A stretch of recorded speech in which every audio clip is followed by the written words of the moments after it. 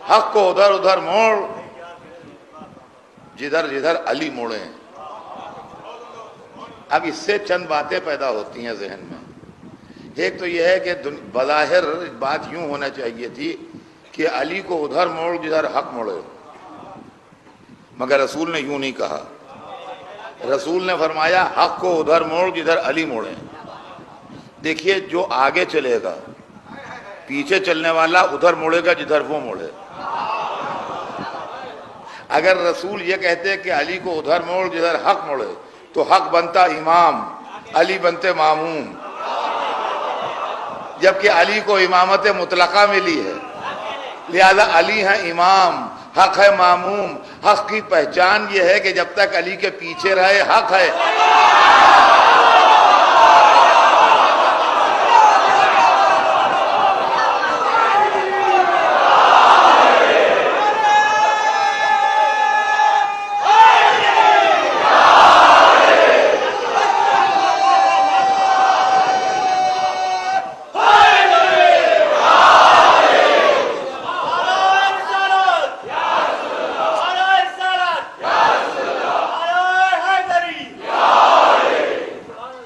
حق کی پہچان یہ ہے کہ جب تک علی کے پیچھے چلے حق ہے، اور اگر قدم آگے بڑھا دے تو باطل ہو جائے گا.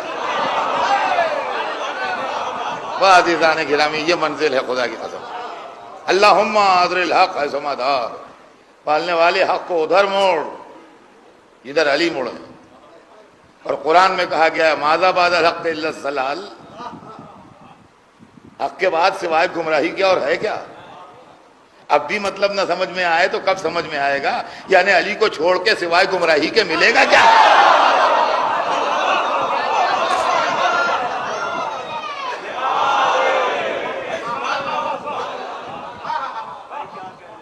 علی کو چھوڑ کے گمراہی کے علاوہ ملے گا کیا؟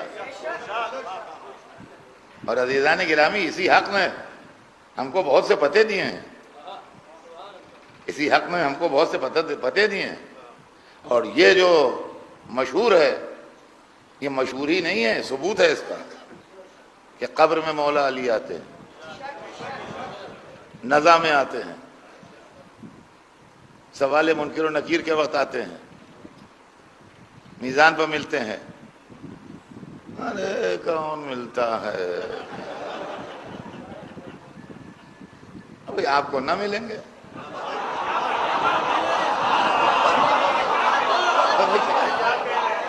اس میں جھگڑا کہے گا.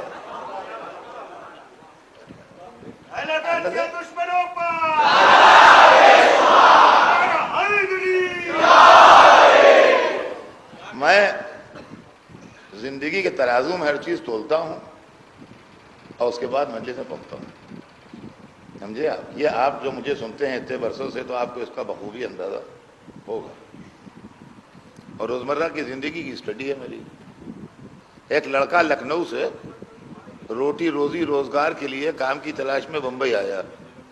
آتے رہتے ہیں یو پی سے، ادھر سے آتے رہتے ہیں. لکھنؤ سے ایک لڑکا اپنے روٹی روزی کی تلاش میں، کاروبار کی تلاش میں بمبئی آیا. وہ اس کے پہلے کبھی آیا نہیں تھا، نہ بمبئی میں اس کا کوئی جاننے والا تھا، کوئی جاننے والا نہیں تھا. قسمت آزمائی کے لیے بمبئی آیا. جب وہ چلنے لگا تو اسٹیشن پر اس کے دوست نے ایک اتے سے پرچے پر اس کو ایک موبائل نمبر لکھ کے دے دیا اور کہا یہ موبائل نمبر ہمارے ایک دوست کا ہے جو بمبئی میں رہتا ہے، جا کے ٹیلی فون کرنا، ہو سکتا ہے وہ کچھ تمہاری مدد کر دے. آپ یقین مانیے کہ وہ کلیجے سے لگائے ہوئے لائے گا اس پرچے کو. اب وہ موبائل نمبر ملے نہ ملے، وہ آدمی مدد کرے نہ کرے، وہ سب بات کی باتیں ہیں، لیکن جب تک وہ بمبئی میں وی ٹی پہ اترے گا اس وقت تک وہ کلیجے سے لگائے رہے گا. اس لیے کہ وہ اتنا سا کاغذ کا پرچہ جس پر ایک موبائل لکھا ہے اس کے لیے بہت بڑا آسرا ہوگا. عزیزان گرامی، اسی لیے ہم کہتے ہیں کہ جب اتنا سا پرچہ جس پر ایک موبائل لکھا ہوا ہے، کوئی یقینی نہیں کہ وہ مل جائے، کوئی یقینی نہیں کہ وہ مدد کر دے، کوئی یقینی نہیں کہ اب وہی نمبر چل رہا ہو اس کے پاس، لیکن پھر بھی اس کو کلیجے سے کسی آسرے پر لگائے ہیں. تو اگر آدمی ایک اتنا سا موبائل کا نمبر کلیجے سے لگائے ہوئے بمبئی آ سکتا ہے، تو اگر ہم 14 معصوموں کو کلیجے سے لگائے آخرت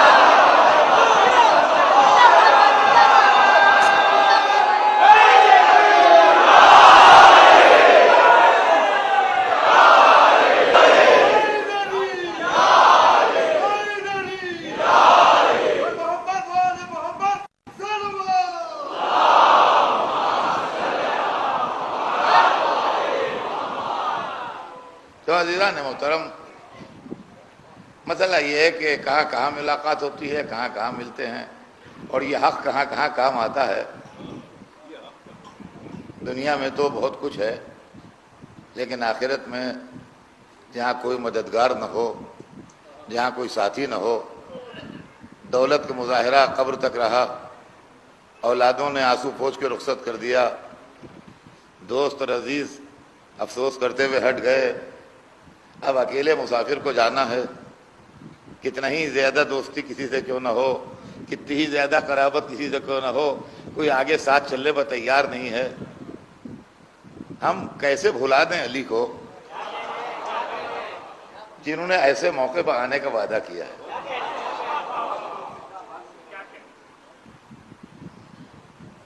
اب میں آپ کو ایک ایسی بات سنا دوں جو بالکل سامنے کی ہے، لیکن یہ کہ متوجہ کرنا میرا کام ہے۔ میں برابر کہتا ہوں کہ میں کوئی نئی بات نہیں، متوجہ کرتا ہوں آپ کو، اور تھوڑا سا متوجہ کر دوں آپ کو کہ میت میں شریک ہونا بہت ثواب ہے، اور امور میت میں حصہ بٹانا بہت بڑا اسلام میں ثواب رکھا گیا ہے، اور پارٹ آف ڈیوٹی ہے ہمارا کہ اگر کوئی مر جائے تو ہم اس کی تہیہ و تکفین میں حصہ لیں، اور اگر کوئی تجزیہ و تکفین کرنے والا نہ ہو تو ہم کریں، چاہے وہ غیر کیوں نہ ہو، لیکن یہ سب چیزیں اسلام میں ہیں۔ تو آپ نے دیکھا ہوگا کہ ایک منزل وہ آتی ہے جب قبر میں لٹا کے شانہ ہلا کے اس کو تلقین پڑھائی جاتی ہے۔ کتابوں میں لکھا ہے، مفاتیح میں ہے، تحفۃ العوام میں ہے، جس کتاب میں چاہے پڑھ لیجئے، بالکل روزمرہ کی بات ہے۔ تو اس کا مرے ہوئے آدمی کو جو قبر میں لیٹا ہے کا شانہ ہلاتا ہے، وہ جو تلقین پڑھا رہا ہوتا ہے، وہ کہتا ہے اسمع افہم اسمع افہم اسمع افہم، سن سمجھ۔ اسمع مانے سن عربی میں، اور افہم مانے سمجھ۔ اسمع افہم سن سمجھ، 3 دفعہ کہتا ہے، اسمع افہم سن سمجھ، اسمع افہم سن سمجھ۔ یا فلاں ابن فلاں، اس کا نام لیتا ہے، اس کے باپ کا نام لیتا ہے، فلاں فلاں کے بیٹے۔ اور اس کے بعد کہتا ہے کہ جب تیرے پاس ملکین مقربین آئے خدا کے تجھ سے سوال کرے تو ڈرنا نہیں، گھبرانا نہیں اور پریشان نہ ہونا۔ پہلا مسئلہ تو یہ ہے کہ مرا ہوا سنے گا کیا اور سمجھے گا کیا؟ ہما تو جب ہما شما کے مردے مرنے کے بعد سنتے اور سمجھتے ہیں، تو اگر خاصان خدا سے ہم آواز دیتے ہیں تو کیا وہ نہ سمجھیں گے؟ اچھا، اس کے بعد اس میں کیا کہا جاتا ہے کہ یہ ہے وہ ہے وہ ہے، تمام چیزیں بیان کرتے کرتے اس کے اندر خدا کا نام اور رسول کا نام اور قرآن کا نام اور 12 اماموں کے نام لیے جاتے ہیں، اور اس کے بعد کہا جاتا ہے ان الموت حق والقبر حق والمیزان حق۔ یہ موت حق ہے، قبر حق ہے، میزان حق ہے، صراط حق ہے، سوال منکر و نکیر حق ہے۔ یہ جہاں جہاں حق کا لفظ استعمال ہو رہا ہے، علی کا پتہ اللہ محمد۔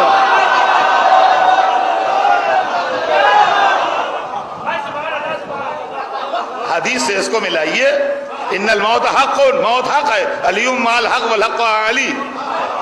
سوال منکر و نکیر فی القبر حق، سوال منکر و نکیر قبر میں حق ہے، علی مال حق والحق مع علی۔ الصراط حق، صراط حق ہے، المیزان حق، میزان حق ہے۔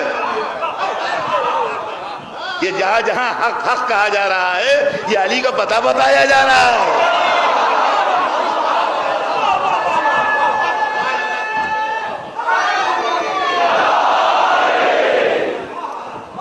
اور بھیا ہو جو بھی، امید پر دنیا قائم ہے۔ دیکھیے مثل مشہور ہے کہ امید پر دنیا قائم ہے۔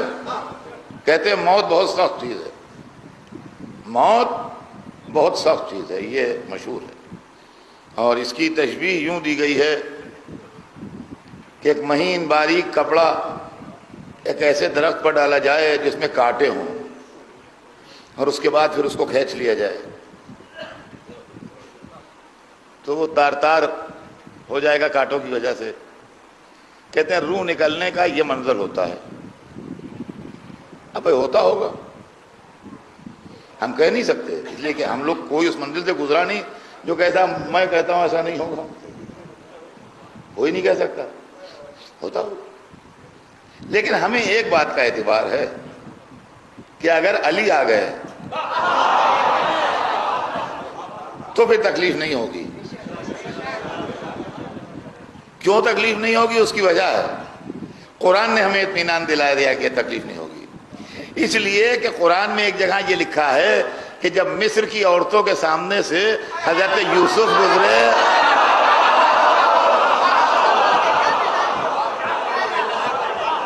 فَقَطَّعْنَا أَيْدِيَهُنَّ، تو انہوں نے اپنی چھریوں سے اپنے ہاتھ کاٹ لیے، انگلیاں کٹتی رہیں، عورتیں محو جمال یوسف رہیں، تکلیف نہ ہوئی. تو جب موت آئے گی تو مومن محو جمال علی ہوگا. ملک